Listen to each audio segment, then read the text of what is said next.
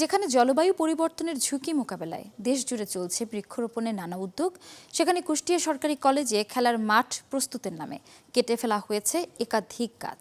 অভিযোগ উঠেছে কলেজ প্রশাসনের নির্দেশেই বিজ্ঞান ভবনের সামনে থাকা গাছগুলো কেটে ফেলা হয়েছে। এতে ক্ষোভ ছড়িয়ে পড়েছে শিক্ষক শিক্ষার্থীদের মধ্যে। ঘটনাটির তদন্তে গঠন করা হয়েছে কমিটিও। শরীফ বিশ্বাসের পাঠানো রিপোর্ট, ছবি তুলেছেন এসআই সুমন। কুষ্টিয়া সরকারি কলেজের বিজ্ঞান ভবনের সামনে কয়েক বছর আগে সারিবদ্ধভাবে রোপণ করা হয়েছিল আম, পলাশ, শিশু সহ অন্তত ২৬টি গাছ। পরিবেশ বান্ধব ক্যাম্পাস গড়ার অংশ হিসেবে লাগানো সেই গাছগুলো ধীরে ধীরে বড় হচ্ছিল। ক্লাসের ফাঁকে এসব গাছের ছায়াতে একটু স্বস্তি খুঁজতেন শিক্ষার্থীরা, কিন্তু হঠাৎ করে একের পর এক গাছ কেটে ফেলা হয়।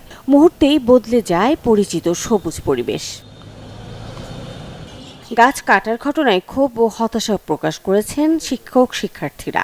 তাদের অভিযোগ, আন্তঃবিভাগ ফুটবল ও ভলিবল খেলার মাঠ প্রস্তুতির জন্যই গাছগুলো কেটে ফেলা হয়েছে। শিক্ষার্থীদের এই যে ক্লাস টাইমে, ব্রেক টাইমে একটু হাঁটাহাঁটি করলে বাতাস, আলো বাতাস, এগুলোতে অনেক রিফ্রেশমেন্ট আসে আর কি। তো গাছগুলো থাকা উচিত ছিল। রোদের তাপমাত্রা গাছপালা থাকলে হয়তো বা আমরা স্টুডেন্টরা সেখানে গিয়ে বসতে পারি।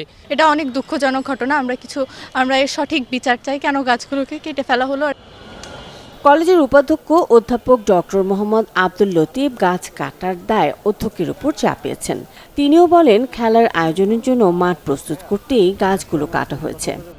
প্রতিটা গাছ কেটে এবং সেখানে মাটি চাপা দেওয়া হয়েছে যাতে বোঝা না যায়, এবং এটা অবশ্যই প্রশাসনের দায় আছে, প্রিন্সিপাল স্যারের দায় সবচেয়ে বেশি, কারণ তার নলেজের বাইরে কেন এটা ঘটলো, আর বিশেষ করে এখানে খেলা হচ্ছে, এই খেলা কেন্দ্রিক এই কাজটা হয়েছে কিনা সেটাও অবশ্যই একটা দেখার বিষয়। তবে এমন অভিযোগ অস্বীকার করেছেন কলেজ অধ্যক্ষ অধ্যাপক মোল্লা মোহাম্মদ রুহুল আমিন। তিনি বলছেন, বিষয়টি তদন্তে ইতোমধ্যে একটি কমিটি গঠন করা হচ্ছে। তদন্ত কমিটি করেছি এবং আমার যে সমস্ত প্রহরীরা এখানে দিবারাত্র থাকে তাদেরকে আমি অফিসিয়ালি চিঠি দিয়েছি যে কাদের সময় এটা ঘটনা ঘটলো, তারা কি দেখেছে জেনেছে, এটা তদন্ত কমিটি তাদেরকে শোকজ করা হয়েছে। সেই জিনিসগুলি আমরা কিন্তু এখন আমাদের হাতে এসে পৌঁছায়নি, কোনো তদন্ত রিপোর্ট আমাদের কাছে পৌঁছায়নি। রাত্রিবেলা সম্ভবত একটা ঘটনা ঘটেছে, এই রাত্রিবেলা কে বা কারা করেছে। পরিবেশ রক্ষায় যখন দেশ জুড়ে চলছে বৃক্ষরোপণ কর্মসূচি, তখন শিক্ষা প্রতিষ্ঠানের ভেতরে এভাবে গাছ কেটে ফেলার ঘটনায় উদ্বেগ প্রকাশ করেছেন সংশ্লিষ্টরা। তাদের দাবি শুধু তদন্ত নয়, ভবিষ্যতে এমন ঘটনা ঠেকাতে দায়ীদের বিরুদ্ধে কার্যকর ব্যবস্থা নিতে হবে।